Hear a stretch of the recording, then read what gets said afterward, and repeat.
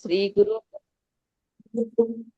శ్రీయుత పద కమలం శ్రీ గురూన్ వైష్ణవాంచ శ్రీ రూపం సాగ్రజాతం సహ సహగణ రఘు నాదాన్వితం తం సజీవం సాద్వైతం సావధూతం పరిజన సహితం కృష్ణ చైతన్య దేవం శ్రీ రాధా కృష్ణ పాదాం సాగన లలిత శ్రీ విశాఖ हे कृष्ण करुणा सिंधो दीनबंधो जगत्पते गोपेश गोपिका कांता राधा कांता नमोस्तुते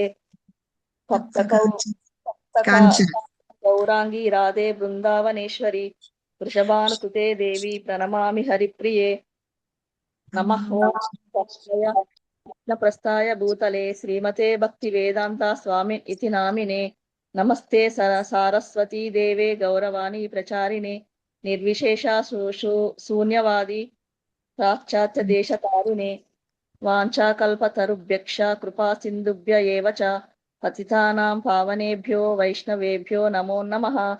श्रीकृष्ण चैतन्य प्रभु नित्यानंद श्री अद्वैत गदाधर श्रीवासवादि गौर भक्त वृंद हरे कृष्णा कृष्ण कृष्ण हरे हरे हरे राम राम राम हरे हरे।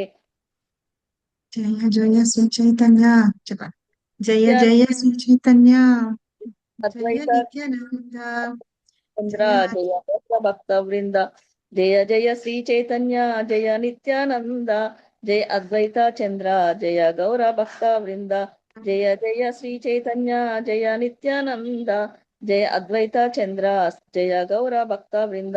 ओम नमो भगवते वासुदेवाय ओम नमो भगवते वासुदेवाय ओम नमो भगवते वासुदेवाय। థ్యాంక్ యూ మాతాజీ అవకాశం ఇచ్చినందుకు. Thank you very much Mataji చెప్పినందుకు కూడా. మనం ఇందాక నమో విష్ణు పాదాయ అది చెప్తున్నాం చూసారా, అక్కడ సారస్వతి దేవి అని చెప్పాలన్నమాట. మనం సారస్వత ఆ దానికి చెందిన వాళ్ళమని సారస్వతి దేవి అని చెప్తారు. సరస్వతి మీరు చెప్పింది కరెక్టే చెప్పారు, సారస్వతి అని. అందరు కూడా అలాగే చెప్పండి నెక్స్ట్ టైం చదువుతున్నప్పుడు. సారస్వతి దేవి సారస్వతి అన్నారు గుర్తున్నది మాతాజీ. గౌరవాణి ప్రచారిణి నిర్విశేష శూన్యవాది పాశ్చాత్య దేశతారిణి అంటాము. అయితే అది ఎందుకు చెప్తారు అని కూడా నేను చెప్తానండి, ఒక్క నిమిషం మీకు.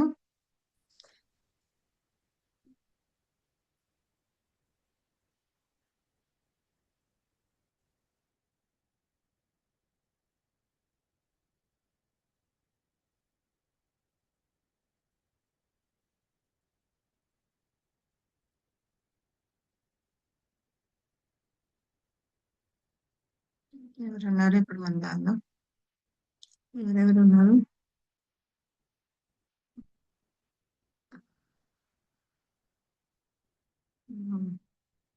ఎవరైనా ఇది చదవండి మన వాళ్ళు ఎవరైనా ఉంటే. స్వర్ణ మాతాజీ గాని, పద్మాజయ మాతాజీ గాని చదవమంటారా? చదవండి. ఇక్కడ సూత గోస్వామి, రూప గోస్వామి, భరద్వాజ గోత్రీయులు ఇది వారు భరద్వాజ ముని గోత్రానికి లేదా శిష్య పరంపరకు చెందిన వారని సూచిస్తుంది. కృష్ణ చైతన్య మనోధ్యాయమ సభ్యులుగా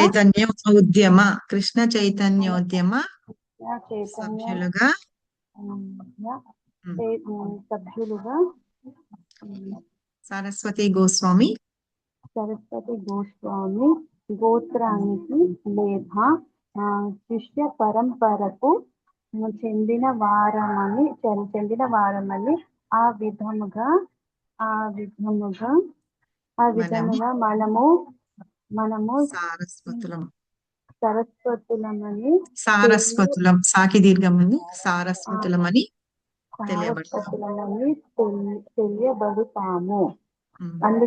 అందుకే గురుదేవుని సారస్వతి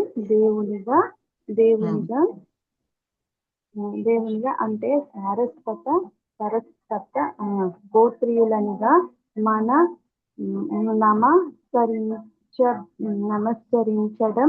నమస్కరించడం జరుగుతుందని నమస్తే సరస్వతి నమస్తే దేవి సరస్వతి దేవి శ్రీ చైతన్యుల సంకీర్తన పద్ధతిని ప్రచారము చేయడము గౌరవాన్ని ప్రచారిణే నిరాకారవాదులతో శూన్యవాదులతో పోరాడము నిర్విశేష శూన్యవాది పాశ్చాత్య దేశకారిణి ఆయన కార్యాలు సనాతన గోస్వామి రూప గోస్వామి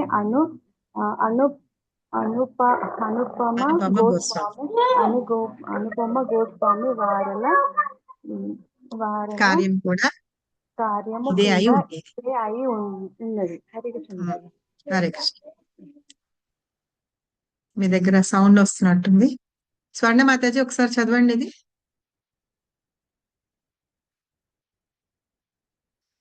స్వర్ణ మాతాజీ స్వర్ణ మాతాజీ ఉన్నారా? లేకపోతే పద్మజ మాతాజీ?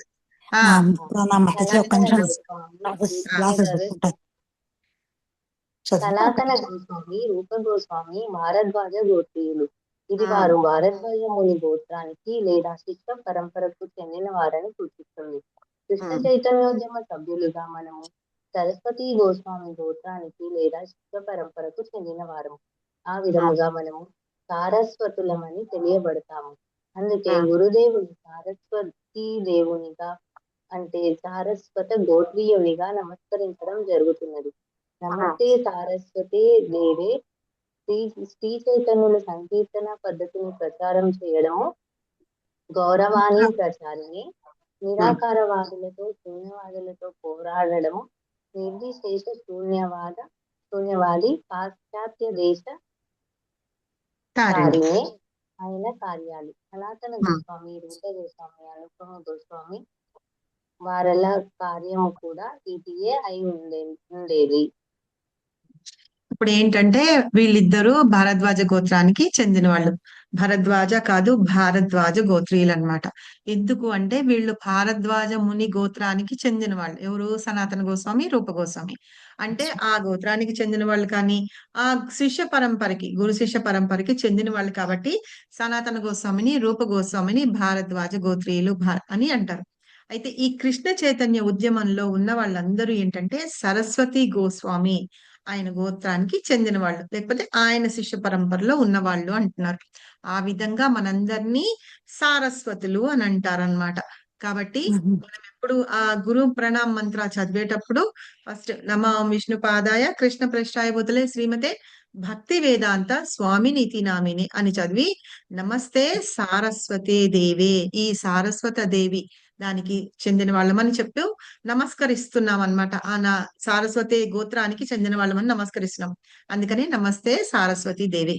గౌరవాణి ప్రచారిణి అంటే ఏంటంటే చైతన్య మహాప్రభు యొక్క సంకీర్తన పద్ధతి ఏదైతే ఉందో దాన్ని ప్రచారం చేయడం.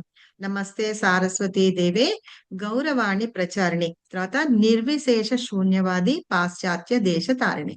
నిర్విశేషుల్ని అంటే నిరాకారవాదులు, అంటే భగవంతుడు లేడనో లేకపోతే భగవంతునికి ఆకారం లేదనో చెప్తూ ఉంటారు చూసారా, వాళ్ళతోటి మనం పోరాడుతూ ఉంటారు అని చెప్పేసి అలాంటి కార్యక్రమము చేస్తూ ఉంటారట. ఎవరు? చైతన్య మహాప్రభు యొక్క సంకీర్తన పద్ధతిని ప్రచారం చేసేవాళ్ళు. అయితే మళ్ళీ ఏంటంటే పాశ్చాత్య దేశతారిణి, పాశ్చాత్య దేశాల్లో ఉన్న వాళ్ళందరికీ కూడా మహాప్రభు యొక్క ఈ సంకీర్తన పద్ధతిని పెంచిపట్టి వచ్చారు. ఎవరు వెళ్ళాలో? శ్రీల ప్రభుపాద వెళ్ళారనమాట.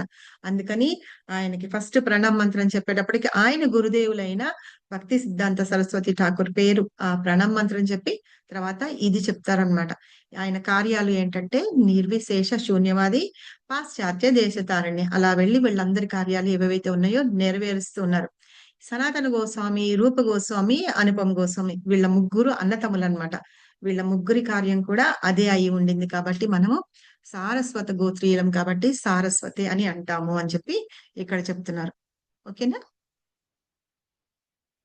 నెక్స్ట్ టైం మనము అది చదువుకునేటప్పుడు సారస్వతి అని చదవండి. ఎందుకు సరస్వతి అని చదవకూడదు అంటే ఇది ఎక్కడుందంటే చైతన్య చరితామృతలో ఆదిలీలలో ఉంది. ఓకే, నిన్న మనం ఏం చదువుకున్నాం భగవద్గీతలో? ఎవరికన్నా గుర్తుందా? హరే కృష్ణ మాతాజీ. హరే కృష్ణ. అంత్యకాలంలో కూడా నన్నే స్మరిస్తూ గనక ఆ దేహాన్ని విడిచిపెడితే గనక ఆ నన్నే పొందుతాడు అని చెప్పారు. ఈ శ్లోకంలో అంటే అంత్యకాలేచ మామేవ అనే శ్లోకంలో స్మరించుట అనేది ముఖ్య విషయం అని చెప్పారు మీరు. అలాగే హరే కృష్ణ మంత్రం కూడా చదువుకుంటూ మొదటి నుంచి మొదలైంది అదే మన జీవితం మొదలైన దగ్గర నుంచి కూడా అదే మనం చదువుకుంటూ ఉంటే లాస్ట్ టైంలో కూడా అదే గుర్తుంటది, ఆ నామమే గుర్తుంటది. అప్పుడు మనం ఇబ్బంది పడకుండా శ్రీకృష్ణ ధామానికి వెళ్ళొచ్చు అనే విషయాన్ని చెప్పారు. ఆ కృష్ణ భక్తి కనుక చేయకుండా ఉన్నోళ్ళు పవిత్రులు కారు, అపవిత్రంగా ఉంటారు అన్నారు. అదేమో ఈ శ్లోకంలో ముఖ్యమైన విషయంగా చెప్పారు. రెండోది వచ్చేటప్పటికేమో ఎంఎం వాపి స్మరణ అంటే ఆ టైంలో ఏ భావాన్ని మనం మనసులో ఉంటుందో ఆ భావానికి సంబంధించిన ఆ జన్మ తీసుకుంటాము. ఎగ్జాంపుల్ గానేమో అదే జడభర్తి అను ఇంకో అది చెప్పారు. ఇంకా పూర్తిగా శ్లోకం పూర్తి అవ్వలేదు అనుకుంటున్నాను. 5వ శ్లోకంలో ఇంకొకటి ఏం చెప్పాము, ఇందులో స్మరణ అనే మాట చాలా ఇంపార్టెంట్ అయిందని. మన జీవితాన్ని మనం ఎలా మరల్చుకుంటామో, ఎలా ఒక పద్ధతి ప్రకారం నడుచుకునేటట్టు చేసుకుంటామో మంచి పద్ధతిలో, అదే మన లాస్ట్ టైం కి మనకి ఉపయోగపడుతుంది అనమాట. అక్కడ ఎగ్జాంపుల్స్ 2 చెప్పాను. గజేంద్రుడు చెప్పాను, ఇంకొకళ్ళు అజామిలుడిది మనము చెప్పుకున్నాం ఎగ్జాంపుల్. తర్వాత ఇంకా ఏంటంటే మనము చనిపోయిన తర్వాత ఏంటంటే మనకి సూక్ష్మ దేహము, స్థూల దేహము అని 2 ఉన్నాయి. తెలుసు కదా మీకు? స్థూల దేహం అంటే ఏంటి? పంచేంద్రియాలతో పంచభూతాలతో తయారైంది స్థూల దేహము. సూక్ష్మ శరీరం ఏమో మనసు, బుద్ధి, అహంకారంతో ఉంటుందని చెప్పారు మాతాజీ. మనకి కనిపించేది, పైన కనిపించేది స్థూల దేహం అన్నమాట.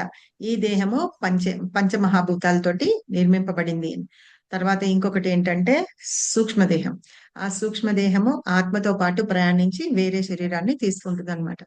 అయితే ఒక చిన్న ఎగ్జాంపుల్ చెప్పుకుందాం. మనందరి దగ్గర టీవీలు ఉన్నాయి కదా, రకరకాల ఛానల్స్ ఉన్నాయి. 100కి పైగా ఛానల్స్ కాక ఇంకా మనం ప్రైమ్ టీవీ పెట్టుకుంటాము, ఆహా టీవీ పెట్టుకుంటాము, ఓహో టీవీ పెట్టుకుంటాము, నెట్ఫ్లిక్స్ పెట్టుకుంటాము. ఇవన్నీ కూడా మొత్తం కలిపి ఒక 100ల కొద్ది, 1000 కొద్ది ఛానల్స్ ఉన్నాయి. కానీ మనం టీవీ పెట్టినప్పుడు ఏం పెడతామన్నా, టీవీ ఆన్ చేశాక టీవీ పెట్టి ఏం చేస్తాం మనం? మనకి నచ్చిన ఛానల్ పెట్టుకుంటాం. అవునా కాదా? ఎన్నో రకరకాలు ఉన్నాయి. మనకి నచ్చిన ఛానల్ పెట్టుకుంటాం. అలాగే ఏంటంటే మన ఆత్మ ఈ దేహంలోంచి బయటికి వెళ్ళిపోయిన తర్వాత మన చేసిన కర్మలు వాటన్నిటితోటి కలిసి ఉంటుందన్నమాట. అప్పుడు మన ఏంటంటే మన మైండ్ లో వాటిలో అంటే మనస్సు, బుద్ధి, అహంకారం కదా, మన మైండ్ లో ఏవేవైతే ఉన్నాయో దాంతో ఇంటర్ రిలేట్ అయ్యి వేరే బాడీని తీసుకుంటుంది అనమాట. వేరే బాడీని తీసుకోవడము అంటే ఏంటంటే, అంటే వేరే శరీరాన్ని తీసుకోవడము అంటే ఇప్పుడు ఇట్లా ఉన్నాను, నేను లేను, మళ్ళీ వెళ్ళిపోయి ఒక జింకలోకి నేను వెళ్ళిపోవడం, అలా పరకాయ ప్రవేశం అనేది కాదనమాట. ఏమవుతుందంటే ఈ ఆత్మ ఇది అంతా కలిసిన తర్వాత దీన్ని ఏం చేస్తారంటే మన కర్మలని బట్టి, మనం చేసిన వాసనలు అన్నిటినీ బట్టి ఏంటంటే భగవంతుడు ఎవరి ద్వారా ఏ తల్లి గర్భంలోకి వెళ్ళాలి అని చెప్పి డిసైడ్ చేస్తారనమాట. అర్థమైందా మీకు? మనం కాదు ఇలా డిసైడ్ చేసుకొని వెళ్ళిపోయేది, భగవంతుడు డిసైడ్ చేస్తారు. డిసైడ్ చేసిన తర్వాత దానికోసము ఒక తండ్రిని ఎన్నుకొని ఆయనలో ఈ ఆత్మని ఇది ప్రవేశపెట్టి ఆయన యొక్క స్పర్మ్ ద్వారా తల్లి గర్భంలోకి ప్రవేశపెట్టి తర్వాత పిండంగా తయారవుతుంది అనమాట. అర్థమైందో చెప్పిన మాట? వెరీ గుడ్, అర్థమైంది మాతాజీ.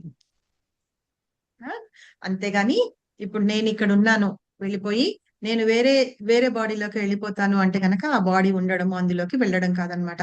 అలా ఆ తల్లి గర్భంలో రోజులు రోజులు రోజులు పెరుగుతూ వచ్చి ఆ పిండము ఒక శిశువుగా తయారయ్యి కొన్ని నెలల తర్వాత ఒక దేహాన్ని ఏర్పరచుకొని బయటకు వస్తుంది అనమాట. ఈ రకంగా మనము వేరే దేహాన్ని మనం తీసుకుంటాం, అది తల్లి గర్భంలో. అలాగే ఏ జంతువు అయినా సరే, ఏదైనా సరే అక్కడ ఆ దానిలో మనము దేహాన్ని తీసుకుంటాం అనమాట. అది ఎట్లా వస్తుందంటే ఒక విత్తనంగా రావచ్చు, ఒక పిండంగా రావచ్చు, ఆకులు చెట్లు ఉంటాయి చూసారా, కొన్ని చెట్లు ఏమైతాయి విత్తనాలతో వేయబడతాయి, కొన్ని చెట్లు మామూలుగా మనం వాటి నుండి వేళ్ళ నుండి వస్తుంది. అలా కొన్ని రకాలుగా ఉంటాయి. అలాగా ఏ దేహం తీసుకుంటే ఏ దానిలోకి వస్తే గనక మనం అలా వచ్చి మనం జన్మ తీసుకుంటాం అన్నమాట.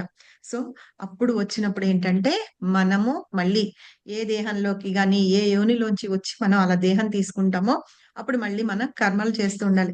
మనం చేసిన కర్మని బట్టే మనము ఏ దేహానికి వెళ్తాము, ఎలాంటి లైఫ్ అనుభవిస్తాము అనేది ఉంటుందన్నమాట. ఇక్కడ వరకు ఓకేనా? ఎవరికైనా ఏమైనా డౌట్స్ అంటే అడగండి. ఇప్పుడు నేను చెప్పింది శ్రీమద్ భాగవతంలో 3rd cantoలో 31st chapterలో ఉంది. ఓకే, స్టార్టింగ్ లోనే ఉంటుంది. తర్వాత మనం ఇది భాష్యం చదవలేదు, భాష్యం ఎవరైనా చదవండి. ఒకసారి శ్లోకం కూడా చదువుదాం. యం యం వాపి స్మరన్ భావన్ జజంత్యంతే కలేవరం తం తమైవేతి కౌంతేయ సదా తద్భావ భావితః. చదువుతారా? హరి బోల్. చదవండి మాతాజీ. కృష్ణకుమారి మాతాజీ చదవండి. హరే కృష్ణ మాతాజీ. యం యం వ్యాపి స్మరన్ భావం త్యజత్యంతే కలేవరం తం తమేవైతి కౌంతేయ సదా తద్భావ భావితః. కరెక్టేనా Mataji? Correct. Hare Krishna next. Mataji. Hare Krishna. Next ఎవరు చదువుతారు? చదవండి.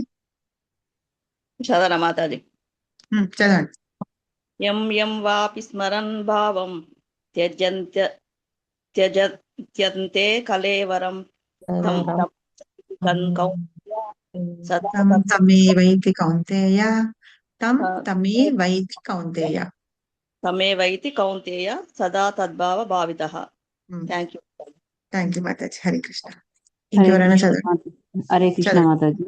హరే కృష్ణ. యం యం వాపి స్మరన్ భావం త్యజంతే కలేవరం తం తమేవైతి కౌంతేయ సదా తద్భావ భావితః. త్యజతి త్యజతి అంత్యే త్యజత్యంత్యే లాలా చదవాలి. త్యజతి అంత్యే కలేవరం అంటే లాస్ట్ లో అన్నమాట. కలేవరం అంటే ఈ దేహము అని, అంత్య అంటే అంతకాలంలో, త్యజంతి అంటే మన దేహాన్ని విడిచిపెట్టేసిన తర్వాత ఈ దేహము అని అర్థం వస్తుంది అనమాట. కలేవరం అంటే మన ఈ దేహం. త్యజంత్యే అంత్యే త్యజతి అంత్యే అని చదవండి లేకపోతే. ఓకే, తం తమేవైతి కౌంతేయ. చదవండి. నెక్స్ట్ ఎవరైనా? హరే కృష్ణ మాతాజీ. హరే కృష్ణ. యం యం వాపి స్మరన్ భావం త్యజత్యంతే కలేవరం తం తమేవైతి కౌంతేయ సదా తద్భావ భావితః. హరే కృష్ణ. నెక్స్ట్ ఇంకెవరైనా చదువుతారా? హరే కృష్ణ మాతాజీ. హరే యం కృష్ణ. యం వాపి స్మరన్ భావం త్వజైతే కలేవరం తం తమేవైతి కౌంతేయ సదా తద్భావ భావిత. హరే కృష్ణ. త్యజతి త్యజతి అంత్యే. త్యజైతే అంతే త్యజతి త్యజతే త్యజించడం అంటే విడిచిపెట్టేయడం అంటుంది కదా. త్యజంతి అంత్యే. అంత్యే అంత్య అంటే చివర్లో. చివర్లో కలేవరం తం కలేవరం. తమేవతి కౌంతేయ సదా తద్భావ భావిత. హరే నెక్స్ట్. కృష్ణ మాతాజీ. హరే కృష్ణ. యం యం వాపి స్మరన్ భావం త్యజత్యంతే కలేవరం తం తమేవైతి కౌంతేయ సదా తద్భావ భావితః. హరే కృష్ణ. ఇంకెవరైనా చదువుతారా? లేకపోతే అనువాదం చదివేయండి ఒకసారి. ఓ కౌంతేయ, దేహమును త్యజించినప్పుడు మానవుడు ఏ భావమును స్మరించునో అదే భావమును అతడు నిశ్చయముగా పొందును. ఇంకెవరైనా చదువుతారా? భాష్యం చదవమంటారా? అనువాదం భాష్యం చదవాలి. ఎవరైనా చదివితే చదవండి. హరే కృష్ణ మాతాజీ. అత్యంత క్లిష్టమైన మరణ సమయమున మానవుడు తన భావమును మార్చుకొను విధానము ఇక్కడ వివరించబడినది. జీవితమున్న శ్రీకృష్ణుని స్మరించుచు శరీరమును విడుచు మానవుడు దేవాది దేవుని దివ్య స్వభావమునే పొందగలడు. కానీ శ్రీకృష్ణునకు అన్యమైన దానిని చింతించువాడు కూడా అట్టి స్థితిని పొందగలగుడనుట ఏమాత్రము సత్యము కాదు. ఈ విషయము ప్రతి ఒక్కరూ మిక్కిలి శ్రద్ధతో గమనించవలెను. కానీ మనసు సరి అయిన స్థితి యందు నెలకొని ఉండుగా మరణించుట ఎట్లు సంభవము? ఉదాహరణకు భరత మహారాజు గొప్ప మహానుభావుడే అయినను అంత్యకాలమున ఒక జింకను స్మరించుట చేత తదుపరి జన్మన జింక దేహమును పరిణామము చెందవలసి వచ్చెను.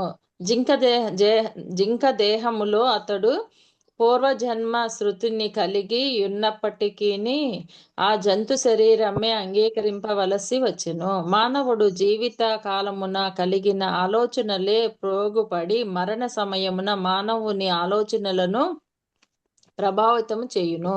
కనుక ప్రస్తుతము జీవితమే తరువాత దేహము తయారు చేయుచున్నదని చెప్పవచ్చును. మానవుడు ప్రస్తుత జన్మమున సత్వగుణము నందు నెలకొని సదా శ్రీకృష్ణునే స్మరించుటను అభ్యసించినచో జీవితాంతము శ్రీకృష్ణుని స్మరించుట ఎవరికైనాను సాధ్యపడును.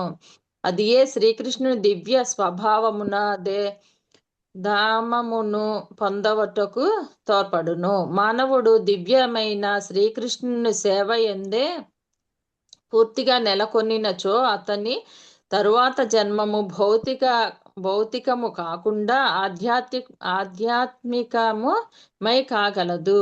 కనుక అంత్యకాలమున మానవుని స్థితిని జయప్రదముగా మార్చుటకు హరే కృష్ణ కృష్ణ కృష్ణ హరే హరే హరే రామ రామ రామ హరే హరే అను మహామంత్రము జప కీర్తనమే అత్యున్నతమైన విధానమై ఉన్నది. అతి ఉత్తమమైన విధానము, అత్యుత్తమమైన విధానమై ఉన్నది. Hare Krishna. Hare Krishna. Thank you very much Mataji. ఇక్కడ ఏమంటున్నారు, మనము ఏ భావంతో ఉంటే ఆ భావంతో ఉంటుంది అనమాట. మనం ఏంటంటే ఏ వస్తువునైనా దేన్నైనా సరే మనం ఏ భావంతో చూస్తామో ఆ భావంతో మనకి దాని మీద అలాంటి భావం ఏర్పడుతుంది. అలాగే ఇప్పుడు లాస్ట్ మూమెంట్ లో మనం శరీరాన్ని విడిచిపెట్టేటప్పుడు ఏంటంటే భగవంతుని యొక్క దివ్యమైన స్వభావాన్ని మనం పొందాలి అంటే గనక భగవంతుడి నామాన్ని జపిస్తూ ఉండాలి. ఆ భగవంతుడి నామాన్ని ఆ లాస్ట్ మూమెంట్ లో మనం అలా జపించాలి అంటే ఏంటంటే మనం రోజు సాధన చేస్తూ ఉండాలి. అలా చేస్తూ ఉంటే గనక మనకి భగవంతుడి నామాన్ని మనం గుర్తుపెట్టుకోగలుగుతాం. అలాగే ఇప్పుడు చూడండి, ఎవరన్నా ఇప్పుడు మనల్ని సపోజ్ ఎగ్జాంపుల్ చెప్పుకుందాం, ఎవరన్నా ఏమన్నా అన్నారు అనుకోండి, ఏం చేస్తాం మనం? గుర్తుపెట్టుకుంటాం కదా, బాగా మైండ్ లో గుర్తుపెట్టుకున్నప్పుడు ఏం చేస్తాం? మళ్ళీ వాళ్ళు మన దగ్గరికి వచ్చి సహాయం అడిగినప్పుడు మనం ఏం చేస్తాం? అయ్యే మాటలు వాళ్ళకి అప్పగిస్తాము. అడిగినప్పుడు మీరు మాకు చేశారా, మేము కష్టాల్లో ఉన్నప్పుడు అనుకుంటాం కదా. అది ఎలా గుర్తుపెట్టుకున్నాం మనం? మీరు చెప్పండి. మీరు ఒకసారి ఒక 5 సంవత్సరాలు 10 సంవత్సరాల క్రితం అన్నమాట, మనకి చాలా అవసరం వచ్చింది. వాళ్ళని వెళ్ళి డబ్బులు అడిగాం, ప్రాధేయపడ్డాం. వాళ్ళు ఇవ్వలేదు. ఇవ్వకపోగా వాళ్ళు మనల్ని ఏవో మాటలు అన్నారు, ఇన్సల్ట్ చేశారు. గుర్తుండిపోతాయి కదా, మన మనసుకు తగిలి గుర్తుండిపోతాయి కదా. సో అట్లాగే మనం ఎలా గుర్తుపెట్టుకోగలం 10 ఏళ్ల క్రితం అయిన విషయాలు? అంటే అది మన మనసుకు కష్టం అనిపించింది కాబట్టి గుర్తు పెట్టుకున్నాము. మనం గుర్తు పెట్టుకోవాలనుకున్నాం కాబట్టి గుర్తు పెట్టుకున్నాం. అవునా? దాన్ని వాళ్ళని చూసినప్పుడల్లా మనం గుర్తు తెచ్చుకుంటాం కదా. అలాగే భగవంతుడి నామాన్ని ఏంటంటే మనం ఏదో చేసామా అంటే మొక్కుబడి కోసం చేసినట్టు కాదు. దానివల్ల ఫలితం ఏంటి, లాభం ఏంటి మనకి తెలుసు కాబట్టి ఆ లాభాన్ని మనం తీసుకోవాలి. కాబట్టి ఏంటంటే రోజు భగవంతుడి నామాన్ని మనం అలా స్మరించుకోవాలన్నమాట. ఇప్పుడు స్మరించుకునేటప్పుడు ఏంటంటే భగవంతుని యొక్క గొప్పతనం కూడా తెలుసుకుంటాం. నామ జపం చేస్తే సరిపోయింది కదా, ఇంకా మనం ఏం చెయ్యక్కర్లేదు, భగవద్గీత భాగవతం చదవక్కర్లేదు అనుకుంటే లేదనమాట. వాటి ద్వారా ఏమవుతుందంటే మనం ఎవరైతే నామాన్ని మనం జపిస్తూ ఉన్నామో ఆయన యొక్క గొప్పతనాన్ని, అసలు ఆయన ఆయన ఎవరు, ఏంటి అనే విషయాన్ని మనం తెలుసుకుంటాం. అందుకనే కదా ముందు మనం సర్వకారణ కారణం భగవంతుడు అని చెప్పి తెలుసుకున్నాం. ఈ సృష్టి అంతా భగవంతుడి ద్వారానే వచ్చిందని. అవన్నీ కూడా భాగవతంలోనే. భగవద్గీతేమో భగవంతుడు మనకి ఇన్స్ట్రక్షన్స్ ఇచ్చారనమాట. ఎవరికి? అర్జునుడికి ఇన్స్ట్రక్షన్స్ ఇచ్చారు. ఇగో ఇది కర్మయోగం ఉంది, ఇవి ఉన్నాయి, అవి ఉన్నాయి. వీటన్నిటికంటే ముఖ్యం ఏంటంటే భక్తి యోగం. నువ్వు భక్తి యోగం ఎప్పుడైతే నా మీద అనన్య చింతన చేస్తావంటే, వేరే విషయాలందు ధ్యాస లేకుండా, వాటి గురించి పట్టించుకోకుండా నన్నే ధ్యానం చేస్తూ ఉంటావు చూసావా? అప్పుడు ఎప్పుడైతే నువ్వు నన్ను ధ్యానం చేస్తావో అప్పుడు నేను నిన్ను కరుణిస్తాను. నువ్వు నా ధామానికి నీ లాస్ట్ టైంలో వచ్చేస్తావని చెప్పారు. అలాగే భాగవతం దగ్గరకు వచ్చేటప్పటికి, భాగవతము స్వయంగా భగవంతుని యొక్క రూపం అన్నమాట. ఫస్ట్ క్యాంటోలో భగవంతుని యొక్క పాదాలు, అలాగని మొత్తం అంతా వస్తుంది. 12వ క్యాంటోకి వచ్చేటప్పటికి భగవంతుని యొక్క శిరస్సు వస్తుంది అనమాట. అలాగా 10th క్యాంటో భగవంతుడి యొక్క ముఖారవిందం అని చెప్తారు. సో అట్లాగా భగవంతుని యొక్క రూపమే భాగవతం. సో భాగవతంలో ఏముంటుంది? భగవంతుడు ఏం చేశాడు, సృష్టి ఎట్లా చేశారు, ఆ సృష్టి అంతా ఎలా చేశారు, ఆయన ఎన్ని అవతారాలు ఉన్నాయి, ఏంటి, తర్వాత ఆయన భక్తులు. మనం భక్తి చేయమంటున్నాం. ఎంతమంది భక్తులు ఉన్నారు? వాళ్ళందరూ శుద్ధ భక్తులయ్యి భగవంతునికి భక్తి చేసి వాళ్ళు చేసి ఉన్నారు. వాళ్ళు ఎలాంటి దాన్ని పొందారు, తర్వాత ఎలాంటి భగవద్ధామాన్ని పొందారు అని కూడా ఉంటుంది అనమాట భాగవతంలో. సో ఇట్లాగా భగవద్గీత, భాగవతం అవి చదువుతూ ఉన్నాం అనుకోండి, మనం ఎవరి నామం అయితే తీసుకుంటున్నామో వాళ్ళ మీద శ్రద్ధ గాని, ప్రేమ అన్ని మనకి కలుగుతాయి. సపోజ్ నాకు ఇప్పుడు కృష్ణకుమారి మాతాజీ కనిపిస్తున్నారు. నాకు కృష్ణకుమారి మాతాజీ గురించి తెలుసుకోవాలంటే నేనేం చేస్తాను? ఆవిడికి సంబంధించిన వాళ్ళు ఎవరైతే ఉంటారో వాళ్ళ ద్వారా ఆవిడ గురించి తెలుసుకుంటా. అవునా? మంచి విషయాలన్నీ ఏవేవైతే ఉంటాయో తెలుసుకుంటా. ఊరికనే వెళ్ళి నేను పలానా అని చెప్తే ఆవిడకి ఇది ఉండదు కదా. అందుకని మనం ఏంటంటే మన గురువుల ద్వారా, మనం అంటే ఏమంటారంటే గురు పరంపరలో వస్తున్న గురువుల ద్వారా మనం ఈ భగవద్గీత, భాగవతము, భగవంతుని యొక్క లీలలు అన్ని మనం విని తెలుసుకుంటాం అన్నమాట. తెలుసుకున్న తర్వాత ఏంటంటే మనకి ఒక ఇష్టం అనేది ఏర్పడుతుంది. ఇప్పుడు ఆవిడ గురించి గొప్పగా చెప్పారనుకోండి, ఆవిడ చాలా మంచిది, చాలా మెత్తగా మాట్లాడతారు, అందరినీ వాళ్ళ ఇంటికి వచ్చిన ఎవరినైనా సరే బాగా చక్కగా రిసీవ్ చేసుకుంటారు, ఆతిథ్యం మంచిగా ఇస్తారు అని చెప్పారనుకోండి, ఎప్పుడైనా ఒకవేళ వాళ్ళ ఇంటి వైపు నుంచి వెళ్తూ ఉంటే, మనకి ఏదన్నా అవసరం ఉంటే, ఆకలేస్తుంటే మాతాజీ వాళ్ళ ఇంటికి వెళ్ళాలన్న ఆలోచన అట్లీస్ట్ మనకు కలుగుతుంది. అవునా కాదా?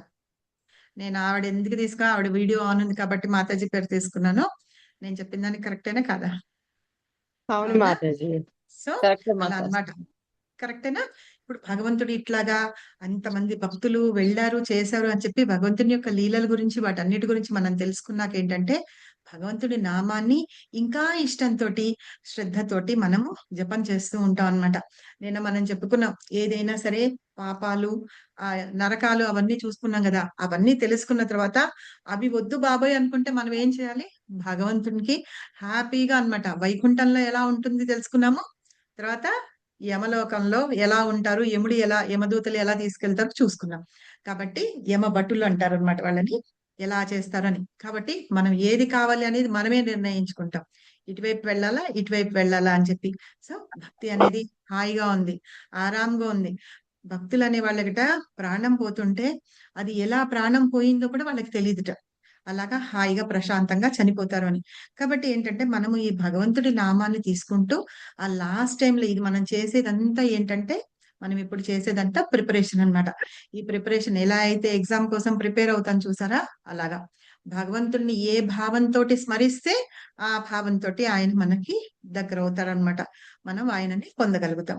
సో అట్లాగా మనం ప్రతి రోజు పొద్దున్నే లేచి సాధన చేస్తూ, ఇది ఏంటంటే ఒక రకంగా చెప్పాలంటే, మనం ఎవరినన్నా పిలుస్తున్నాం అనుకోండి, ఆ పిలుపు లాంటిదిట. మనము భగవంతుణ్ణి వేడుకుంటున్నాము అని ఈ చాంటింగ్ చేయడం అనేది ఇన్ని సార్లు చేస్తున్నాము రోజుకంటే. ఒక మాలలో 108 పూసలు ఉంటాయి. తెలుసు కదా మనకి, మాల చేస్తున్నాం కదా. ఈ మాలలో 108 ఉంటాయి అన్నమాట. ఇలా 108 మనము 16 మాలలు చేస్తున్నాము ఇలా మాలలు. సో అట్లా అన్ని సార్లు మనం భగవంతుణ్ణి పిలిచి ఆర్తితోటి వేడుకుంటున్నాం. మనం లాస్ట్ శ్లోకంలో చూసుకున్నాం, అర్థార్థో జిజ్ఞాసి వాళ్ళని చదువుకున్నాం కదా. ఆర్తితో పిలిస్తే కరెక్ట్ గా భగవంతుడు స్వయంగా వస్తాడని. అలాంటిది మనం ఎన్ని రోజులు, ఇన్ని సంవత్సరాలు చేస్తున్నామంటే మనం లాస్ట్ టైంకి మనకి గుర్తే ఉంటుంది. సో కాబట్టి ఏంటంటే మనం ఆ స్థితిని పొందాలి అంటే గనక మనం శ్రద్ధతోటి రోజు ఈ భగవంతుడి నామాన్ని జపించాలి అని చెప్తున్నారు. నిన్న మనం స్టోరీ చెప్పుకున్నాం భరత్ మహారాజు ఎలా ఉన్నాడు అని. ఆయన చాలా గొప్ప మహానుభావుడు అనమాట. ఆయన ఏం చేశాడు, తన లాస్ట్ మూమెంట్ లో జింక గురించి స్మరించాడు. భగవంతుడి గురించి స్మరణ చేస్తూ కూడా ఆ కొంత టైంలో ఆ జింక అతనికి దగ్గరయిన దాని గురించే భావంతో మరణించాడు. తర్వాత జింక దేహం తీసుకుని ఉన్నాడు అనమాట. కాకపోతే ఏంటంటే అంత భక్తి చేసి ఉన్నాడు కాబట్టి పూర్వజన్మలో ఆ స్మృతి ఉండడం మూలంగా అతనికి నిర్ణయించుకొని ఆ జంకి శరీరాన్ని తీసుకున్నా సరే అతను వెళ్ళి ఆ ఆశ్రమాల దగ్గర ఉండి భగవంతుడి నామాన్ని శ్రవణం చేస్తూ ఉన్నాడనమాట. తర్వాత మళ్ళీ నెక్స్ట్ జన్మ వచ్చేటప్పటికి మళ్ళీ జడభరతగా అయ్యాడు. సో అట్లాగే మనం ఏంటంటే ఎప్పుడైతే భగవంతుడి నామాన్ని స్మరణ చేస్తూ మనం ధ్యానం చేస్తూ ఉంటామో అప్పుడు మనం ఒకవేళ లాస్ట్ గుణం ఏంటి, 3 గుణాలు ఉన్నాయి తెలుసు కదా మనకి. 3 గుణాలు ఉన్నాయి. తమో గుణము, లాస్ట్ గుణం తమో గుణం. తమో గుణం నుంచి రజోగుణంకి రాగలుగుతాం, రజోగుణం నుంచి సత్వగుణంకి రాగలుగుతాం. దాన్ని ఇంకా ఇంటెన్సిఫైడ్ అంటే బాగా లోతుగా మనం భగవంతుణ్ణే ధ్యానం చేస్తూ మనసా వాచ కర్మణ అసలు మనకి వేరే ఈ విషయాలు ఏమీ పట్టకుండా ఉన్నామంటే శుద్ధ సత్వగుణానికి వెళ్తాం అనమాట. సో ఇలాగ రోజు మనం భగవంతుణ్ణి జీవితాంతం భగవంతుణ్ణి స్మరిస్తూ ఉంటారనుకోండి, అది ఎవరికైనా సాధ్యం అనేది ఏది లేకుండా ఉండదు. ఏదైనా ప్రాక్టీస్ మేక్స్ మ్యాన్ పర్ఫెక్ట్ అంటాం కదా, అలాగా మనం సాధన చేస్తూ ఉంటే అది ఎవరికి సాధ్యపడేది అనేది ఉండదు అని చెప్తున్నారు. కాబట్టి అలాగ మనం భగవంతుని నామాన్ని ధ్యానం చేసుకుంటూ ఆయన యొక్క ధామానికి మనం వెళ్ళటానికి ఈ హరినామం ఏదైతే ఉందో అది తోడ్పడుతుంది అనమాట. అలాగా మనం జీవితాంతం కూడా భగవంతుని సేవలో ఉంటూ 24 గంటలు మనం అంటే మరి మనం తినద్దా చేయొద్దా అని అడగకండి. నిన్న మనం చెప్పుకున్నాము ఏం చేయాలి అని, మనం చేసేటప్పుడు ఎలాగ ఉండాలి ఏం చేయాలి అని చెప్పుకున్నాం నిన్న. అలాగా ఆధ్యాత్మికతలో మనం ఉంటాం అన్నమాట. అలా ఉన్నప్పుడు మన జీవితం యొక్క లక్ష్యం ఏంటి, జీవితపు లక్ష్యం ఏంటి, గోలోక బృందావనం, గోలోక బృందావనం చేరడం. అంటే మళ్ళీ మనం తిరిగి జన్మ మనం భూలోకంలో తీసుకోవాలనుకోవట్లేదు. గోలోక బృందావనానికి వెళ్ళిపోయాం అనుకోండి భగవద్ధామానికి, మళ్ళీ మనకి ఇక్కడికి వచ్చే ఛాన్స్ ఉండదు. మనం రావాలనుకున్నా రాలేమన్నమాట. అలాగా భగవద్ధామానికి వెళ్ళిపోతాం. అది చాలా కరెక్ట్ గా అయిపోతుంది. మన జీవిత లక్ష్యం అనేది ఏదైతే ఉందో అది కరెక్ట్ గా అయిపోతుంది. దానికోసము మార్గం ఏంటి అంటే హరినామ సంకీర్తనం చేయడమే మార్గం. ఓకేనా?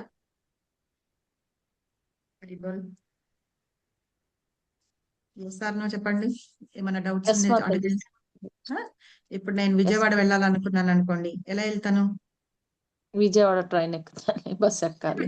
ట్రైన్ ఎక్కుతాను కదా, కనకదుర్గమ్మ గుడికి వెళ్ళాలో లేకపోతే అటువైపు పానకాల స్వామి గుడికి వెళ్ళాలో అంటే నాకు దారి తెలుసు. ఎలా అంటే కారు ఉంటే నేను కారులో వెళ్తాను, బస్సు ఉంటే బస్సులో వెళ్తాము, లేదంటే ట్రైన్ ఉంటే ట్రైన్ లో వెళ్తాము, లేకపోతే ఫ్లైట్ లో వెళ్తాము. కరెక్టేనా? మనకి తెలుసు అక్కడికి వెళ్ళి పలానా చోటకి వెళ్ళి మనం ఎలా దండం పెట్టుకోవాలని.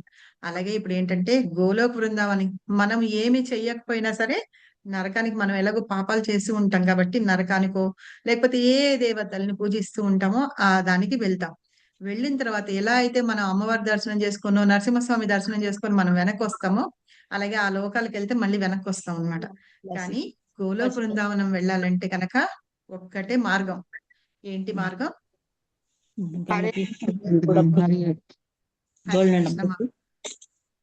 హరే కృష్ణ మంత్రం చెప్పుకుంటూ మనం వెళ్ళడం ఒకటే మార్గం అన్నమాట. కానీ ఏ బిస్కెట్ తాగుతావా? Chalk piece తెచ్చుకుంటావా?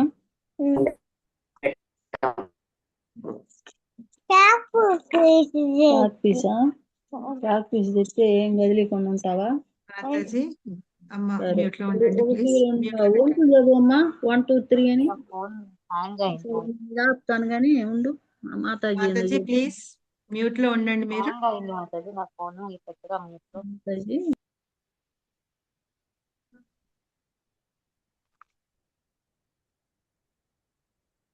ఓకే, ఇప్పుడు మనం నెక్స్ట్ శ్లోకం చదువుకుందాం. ఇప్పటి వరకు ఓకే కదా? ఈ శ్లోకం అర్థమైంది కదా? అర్థమైంది మాతాజీ. అర్థమైంది మాతాజీ. సో నెక్స్ట్ శ్లోకం చదువుకుందాం.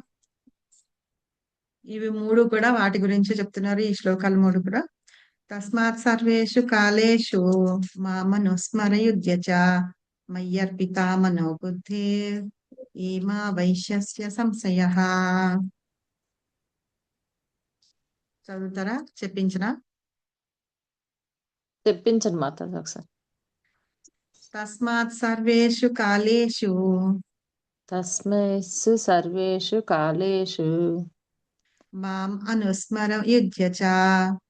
మాం మాం అస్మర అస్మర అనుస్మర యుజ్య చ. ఇక్కడ మాం మాం అనుస్మర అనుస్మర యుజ్య చ. యుజ్య చ. యుజ్యస్య యుజ్య చ. యుజ్య చ. మయి అర్పిత మనః బుద్ధి మయి అర్పిత మనోబుద్ధి మాం ఏవ ఏసిష్యతి అసంశయః. మాం మామేవ మాం ఏవ ఏష్యసి అస్యసి సంశయ సంశయ అసంశయ. ఓకే. సంశయ. తస్మాత్ సర్వేషు కాలేషు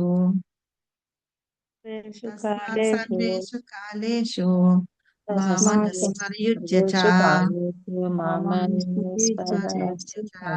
మయ్యర్పిత మనోబుద్ధిర్ మయ్యర్పిత మనోబుద్ధి మామా ఏవ శిష్యసి అసంశయః. మామేవ అస్యసి సంశయః. మమేవైష్య సంశయః. మాం ఏవ ఏషస్యసి సంశయః. మాం ఏష్యస్య సంశయః. మాం ఏవ మాం ఏవ ఏష్యసి ఏషసి అసంశయః. సంశయః. మాతాజీ చదవనా నేను ఒకసారి? వచ్చిన వాళ్ళు చదవండి. మాతాజీ మీరు చూస్తూ ఉండండి, మీరు తర్వాత చదవండి. ఓకే, చదవండి. తస్మాత్ సర్వేషు కాలేషు మామనుస్మర యుజ్య చ. మయ్యర్పిత మనో బుద్ధిర్ మామే వైశ్యస్య సంశయః. చదవండి హరే మాతాజీ. కృష్ణ మాతాజీ. హరే మాతాజీ చదవనా నేను? చదవండి. తస్మాత్ సర్వేషు కాలేషు మామనుస్మర యుజ్య చ. మయ్యర్పిత మనో బుద్ధిర్మామే వైశ్యస్య సంశయః. కరెక్టేనా మాతాజీ? Correct correct. నెక్స్ట్ చదవండి. తస్మాత్ సర్వేషు కాలేషు మామానుస్మర యుజ్య చ. మయ్యర్పిత మనో బుద్ధిర్మామేవ వైశ్యస్య సంశయః. హరే మాతాజీ. చదవండి. తస్మాత్ సర్వేషు కాలేషు మామానుస్మర యుజ్య చ. మయ్యర్పిత మనోబుద్ధి మామేవ సంశయః.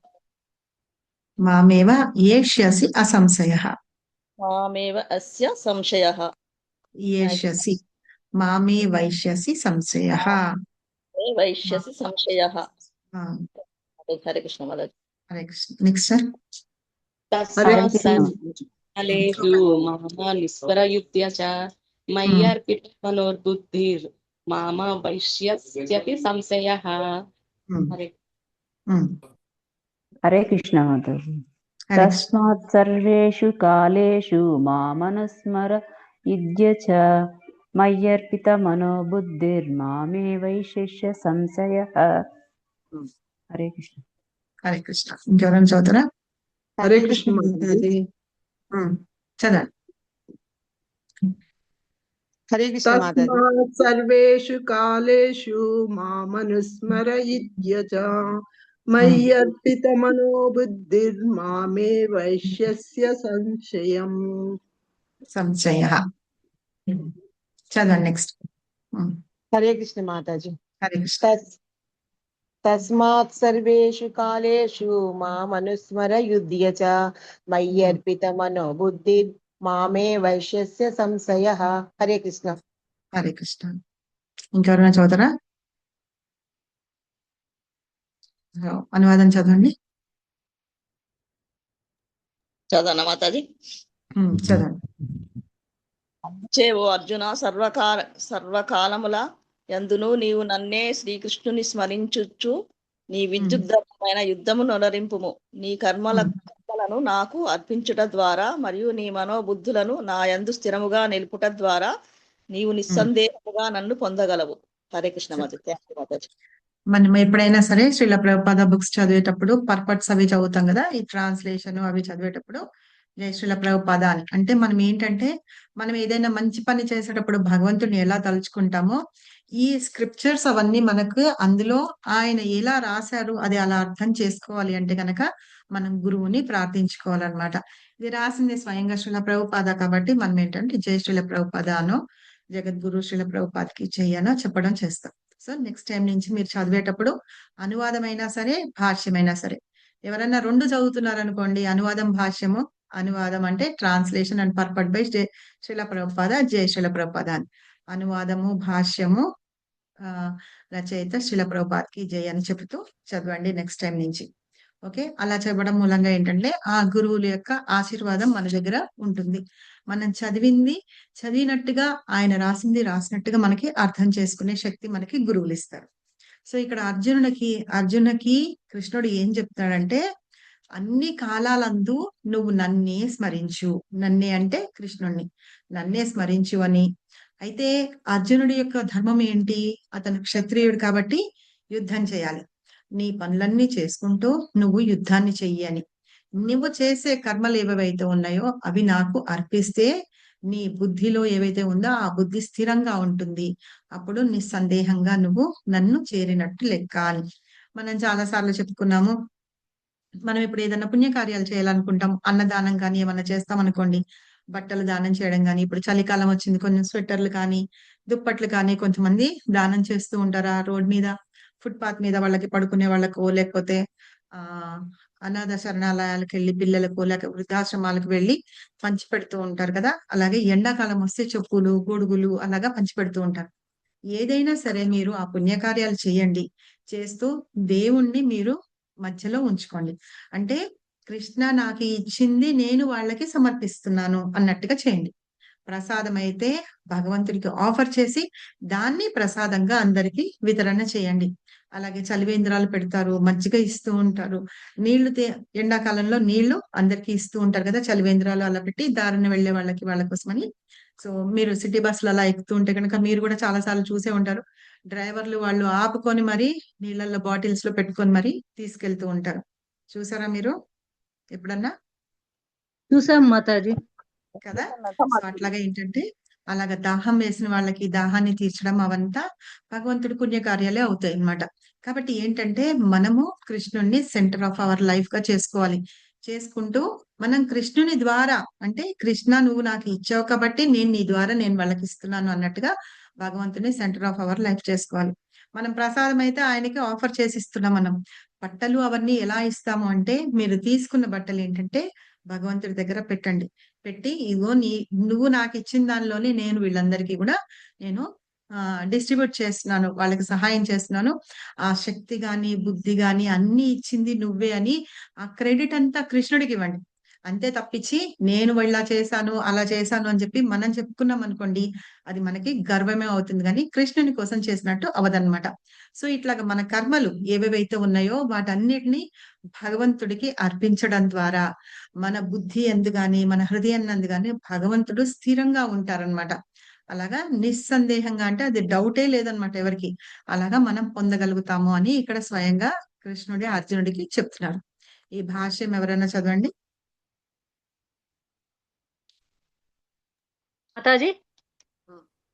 మాతాజీ చదవండి. శ్రీల ప్రభుపాదికి జై. శ్రీకృష్ణుడు అర్జునునకు చేసిన ఈ ఉపదేశము కామ్యకర్మల యందు మునిగి ఉండేడి మానవులందరికీ అత్యంత